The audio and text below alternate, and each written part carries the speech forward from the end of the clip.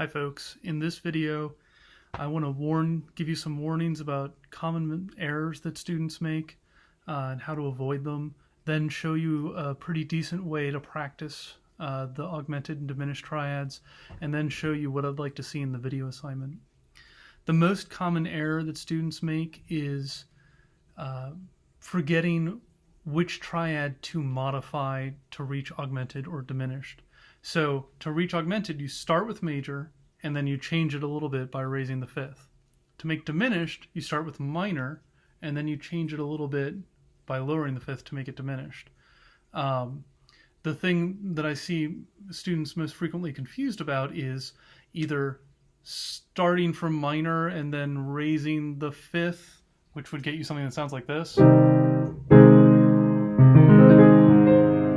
which doesn't sound like an augmented triad to me, or starting from major and lowering the fifth to try to get diminished, which doesn't really sound like a diminished triad to me. Two ways I'd remember it. One is just to use your ears. Augmented triads have a weird sound. A kind of weirdly open, surprised sound. Diminished triads have a cramped up, closed sound. A kind of gnarly sound. So your ears can help you remember. The other way to remember it is, I think of augmented as being bigger than big and diminished as being smaller than small. Major and minor just mean big and small, like the constellations Ursa Major, the big bear, and Ursa Minor, the small bear. So major is big, augmented is bigger than big. Minor is small, and diminished is smaller than small. So I almost see them visually with diminished is the smallest, then minor, because diminished is smaller than small. Then minor is small, major is big, and augmented is bigger than big. It's the biggest one. So thinking that way gave me a pretty good way to practice.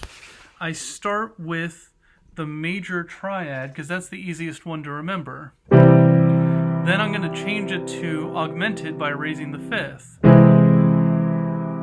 I'm going to come back to major. Now I'm going to change from major to minor by lowering the third. And then I'm going to change from minor to diminished by lowering the fifth. And then back to minor by raising the fifth. Back to major by raising the third. And then up to augmented again by raising the fifth. So this is the biggest of the big. Then major is big. Minor is small. Diminished is smaller than small. And back to small. Big. Bigger than big. Big. Small. Smaller than small. Small. Big. Bigger than big, etc. You get the idea. And then just doing that for each key, that'll get you really comfortable with the major and minor triads and also the diminished and augmented triads. And it also sounds kind of neat.